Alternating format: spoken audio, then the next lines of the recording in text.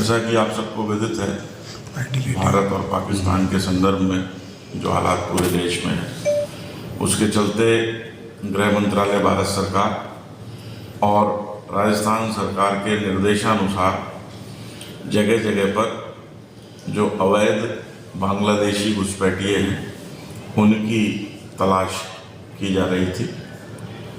उस तलाशी के दौरान कल थाना पचेरी कला क्षेत्र के एक ईंट भट्टे पर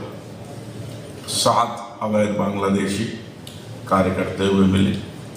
ये सब एक ही परिवार है, जिसमें मुखिया, उसकी पत्नी,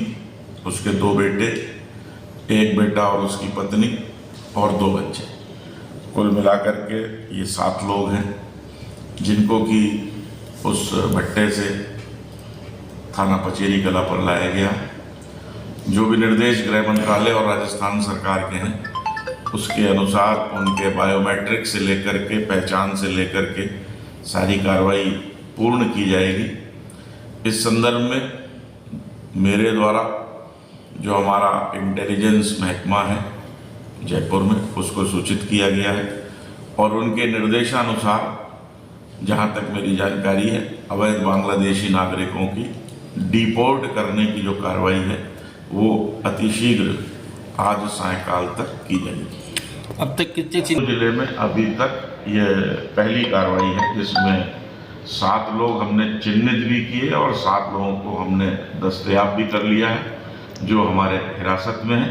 और इनके डिपोर्ट करने की कार्रवाई की। सर, जो ईंट भट्टा मालिक है, इनको पाबंद करने की कार्रवाई की निश्चित रूप से उनको, उनके यहाँ जो भी मजदूर वो रखते हैं, बार बार निर्देश जिला प्रशासन और पुलिस ने दिए हैं कि वो किसी को भी अपने यहाँ रखें तो कम से कम सबसे पहले वो ये सुनिश्चित करें कि वो इस देश का नागरिक है, वैध व्यक्ति है, उसको ही अपने यहाँ रखें। इस प्रकार से अवैध रूप से यदि कोई व्यक्ति रहता है तो वो अवैध रूप से रह रहा है, एक अपराध तो उसने ये किया,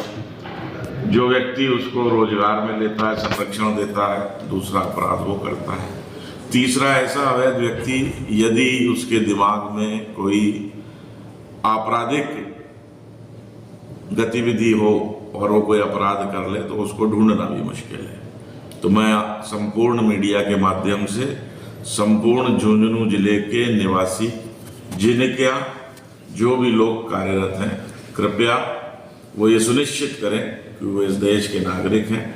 यदि किसी दूसरे देश के भी नागरिक हैं तो वैध रूप से प्रॉपर पासपोर्ट के ऊपर वो इस धरती पर रह रहे हैं। अवैध रूप से निवासी लोगों को चिन्हित करने पे पुलिस और प्रशासन की मदद करें, ये मैं आह्वान आप सबके माध्यम से भी पूरी झुंझुनू की जनता से करना चाहता हूँ। सर, ये लोग पकड़े गए अवैध रूप से जब प्रवेश करते हैं बांग्लादेश से, तो आपको पता है पश्चिम बंगाल के क्षेत्र में रहते हैं, वहाँ पश्चिम बंगाल में ये अपना आधार कार्ड वगैरह अवैध बनवा लेते हैं, उस आधार पर ये फिर आगे की ओर यात्रा करते हैं और कई अन्य भी चीज़ें हो सकती हैं, लेकिन अभी तुरंत हमारे सामने ये 7 केस आए हैं जिनके खिलाफ डिपोर्ट करने की कार्रवाई झुंझुनू पुलिस कर रही है। तो इनके पास कब से रहते थे सर? ये विगत 3 महीने से। तो इनको जो शरण देने वाले उनको खिलाफ तो कार्रवाई की? आपको पहले सूचित किया जा चुका, मैंने बताया है जो भी नियमों में प्रावधान होंगे उसके तहत कार्रवाई की जाएगी।